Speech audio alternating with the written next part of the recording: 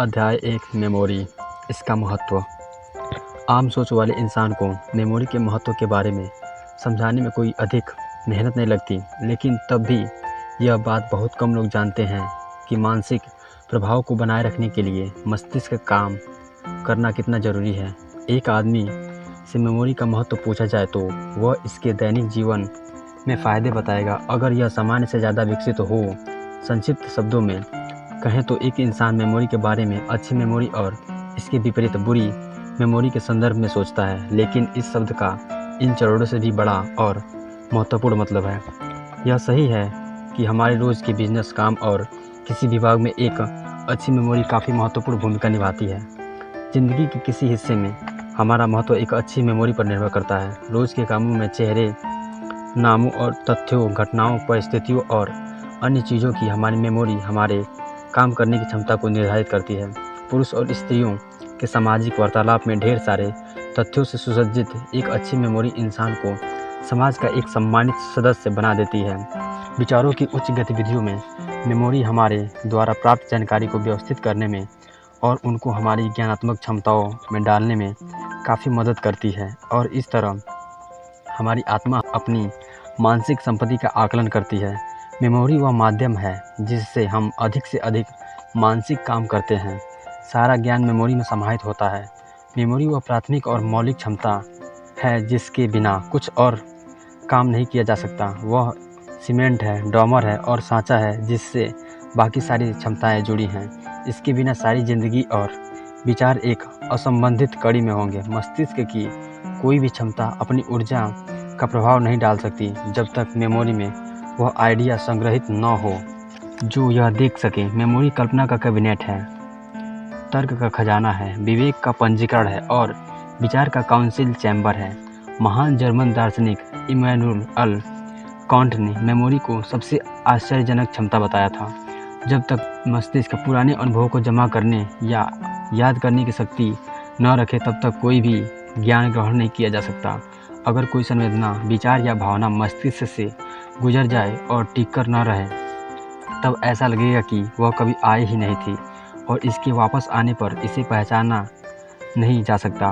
यह चीज़ न तो बिना किसी ज्ञान के होगी, अतीत के अनुभवों को जुटाए बिना, और न ही इसमें भविष्य के लिए कोई लक्ष्य, उद्देश्य या प्लान होगा, क्योंकि इसके लिए ज्ञान और मेमोरी की ज़रूरत पड़ेगी। एक बुद्धिजीवी की सीख, कवि की कल्पना, चित्रकार की विलक्षण प्रतिभा, योद्धा की वीरता, ये सभी मेमोरी पर निर्भर करते हैं। मेमोरी के बिना चेतना भी अस्तित्व में नहीं रहती, क्योंकि चेतना की गति अतीत से वर्तमान में जाती है, और अगर अतीत विलीन हो जाए तो परिवर्तन की कोई चेतना नहीं होगी। इसलिए कहा जा सकता है कि मेमोरी समस्त चेतना अनुभवों में संलग्न रहती है। हर चेतन जीव का गुण होती है। चरित्र और व्यक्तित्व के निर्माण में मेमोरी काफ़ी महत्वपूर्ण भूमिका निभाती है, क्योंकि इसी की शक्ति पर प्रभाव प्राप्त किए जाते हैं। इसकी ही ताकत पर वे निर्भर करते हैं और इसी पर चरित्र और व्यक्तित्व का ताना बाना निर्भर करता है। हमारे अनुभव ही बड़ी सफलताओं का आधार हैं और वे हमें खतरों के प्रति आगाह करने के साथ साथ उनसे हमारी रक्षा भी करते हैं। अगर मेमोरी हमारा साथ दे तो हम पुरानी गलतियों को दोहराने से बच जाते हैं और उन्हें याद रखकर लाभ उठा सकते हैं और दूसरों की गलतियों से बच सकते हैं। जब मेमोरी खराब हो तो अनुभव और ज्ञान भी उसी अनुपात में खराब होंगे और परिणामवश इंसान खराब बर्ताव और बकवास नज़रिया रखेगा। कड़वे अनुभव और सच्चे आनंद को कमजोरी से प्रस्तुत करने वाला चरित्र जो बाद के समय में इसे पुनर्जीवित नहीं कर सकता, वह वास्तव में नैतिक कमजोरी के नकाब में बौद्धिक कमजोरी का शिकार है। जब हमारे सामने वे चीज़ हों जो हम पर वास्तव में प्रभाव डालती हैं और वास्तविकता के करीब हैं, तो वे हमारी इच्छा को जागृत करने की मूल्यवान परिस्थिति बन जाती हैं, जो खुशी के प्रति सच्चा मापदंड बनता है।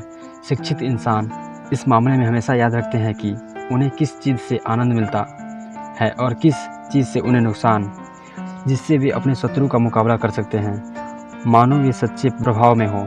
एक अच्छी और सटीक मेमोरी, भले वो आनंद या दर्द के लिए हो, वो बौद्धिक के आधार पर जो खुद के लिए समझदारी और दूसरों के लिए सहानुभूति लाता है। इसीलिए हम देखते हैं कि मेमोरी का पोषण किसी एक मानसिक क्षमता के लिए विकास से बढ़कर है। यह पूरे मानसिक विकास जैसा है, यह हमारे विकास के समान है। कई लोगों के लिए मेमोरी अनुस्मरण और याद करने का एक ही मतलब है इस किताब का अध्ययन करने वालों को इनका अंतर समझना चाहिए, क्योंकि ऐसा करने पर वह सलाहों और निर्देशों को बेहतर तरीके से समझ पाएगा। इन शब्दों को देखते हैं। 18वीं सदी के अंग्रेज दार्शनिक जॉन लॉक ने अपनी प्रसिद्ध लेखन मानवीय समझ पर निबंध में इन शब्दों के अर्थों का अंतर साफ बताया है।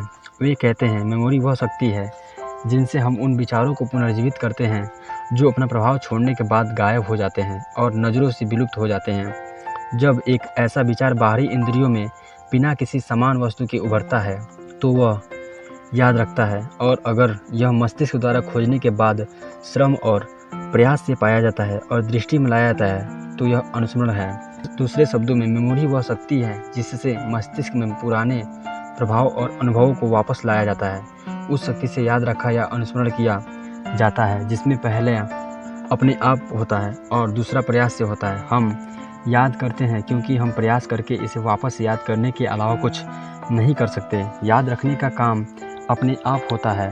दूसरे शब्दों में, जब मस्तिष्क बिना प्रयास किए याद रखता है तो वह अपने आप काम करता है। दोनों शब्दों के संकीर्ण मतलब को देखें तो हम संयोग से याद रखते हैं और श्रम से अनुस्मरण करते हैं, और अगर हमारा प्रयास सफल रहा तो जिसे हम बार बार याद कर रहे हैं वह इस प्रयास के कारण हमारे दिमाग में ज़्यादा अच्छी तरह समा जाता है।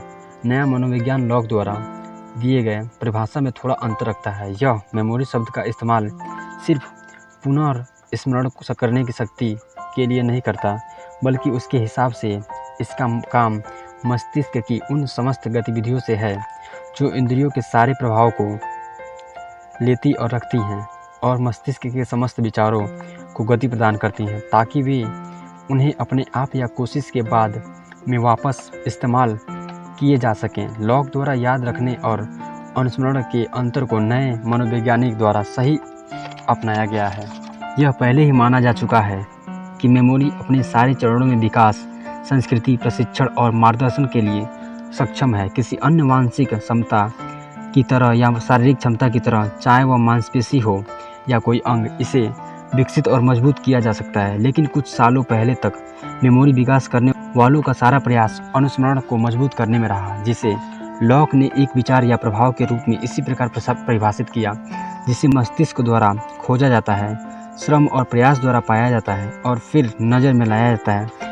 नया मनोविज्ञान इससे कहीं आगे जाता है। मेमोरी के प्रभाव और विचार को विकसित करने के सबसे अच्छे वैज्ञानिक तरीकों की ओर इशारा करते समय यह निर्देश देता है कि छात्र अगर मेमोरी में इसे अच्छे तरीक़ों से स्टोर करें तो बाद में यह चेतना के क्षेत्र में प्राकृतिक तरीके से और अपने आप प्रवाहित होगा। जब दिमाग इसके बारे में किसी संबंधित विषय या विचार में सोच रहा होगा और जिसे पुराने किसी तरीके या सिस्टम से कम ऊर्जा में अपने आप अनुस्मरण किया जा सकेगा, आप इस विचार को विस्तार से काम में लाते देखेंगे। जब हम इस किताब में विभिन्न चरणों को पढ़ते हुए आगे बढ़ेंगे, आप पाएंगे कि पहला काम उस चीज़ को पाना है जिसे याद करना है, फिर इसे अपनी मेमोरी में अच्छी तरह स्थापित करना है, फिर उन पर जमा किए गए तथ्यों को वापस स्मरण करने की दिशा में लाना है, फिर उन वैज्ञानिक तरीकों को सीखना है जिससे विशेष मौके पर मेमोरी की उन विशेष वस्तुओं को याद किया जा सकता है। यह मेमोरी विकसित करने का प्राकृतिक तरीका है जो कृत्रिम तरीकों से अलग है। यह सिर्फ मेमोरी का विकास ही नहीं बल्कि मस्तिष्क का विभिन्न क्षेत्रों और कार्यकलापों में विकास है। यह सिर्फ अनुस्मरण करने का तरीका नहीं बल्कि सही देखने, सोचने और याद करने का भी तरीका है। यह तरीका कवि अलेक्जेंडर पोप की उस पंक्ति के सच को दिखाता है जब उन्होंने कहा था, अनुस्मरण और चिंतन कैसे संबंध हैं, विचार से इंद्रियों के बीच कितना सूक्ष्म अंतर है। मुख्य बिंदु, मेमोरी वह शक्ति है जिससे हम उन विचारों को दिमाग में फिर से जगाते हैं जो छपने के बाद गायब हो जाते हैं और नज़रों से हट जाते हैं। याद रखना उस प्रक्रिया को कहते हैं जब एक विचार हमारे बिना किसी प्रयास के वापस उभर आता है। अनुस्मरण वह प्रक्रिया है जब मस्तिष्क द्वारा खोजी गई चीज़ श्रम और प्रयास से लाई जा सकती है। कुछ साल पहले तक मेमोरी का विकास करने वालों का सारा प्रयास मेमोरी के उस चरण को विकसित करना था जिसे अनुस्मरण कहते हैं। उन विचारों और प्रभावों को पाना था जिन्हें मस्तिष्क द्वारा खोजा जाता है, श्रम और प्रयास द्वारा पाया जाता है और बाद में नज़र में लाया जाता है। नया मनोविज्ञान इससे भी कहीं आगे जाता है। यह छात्र को सिखाता है, यह निर्देश देता है कि छात्र अगर मेमोरी में इसे अच्छी तरह से स्टोर करे तो बाद में यह चेतना के क्षेत्र में प्राकृतिक तरीके से और अपने आप प्रभावित होगा।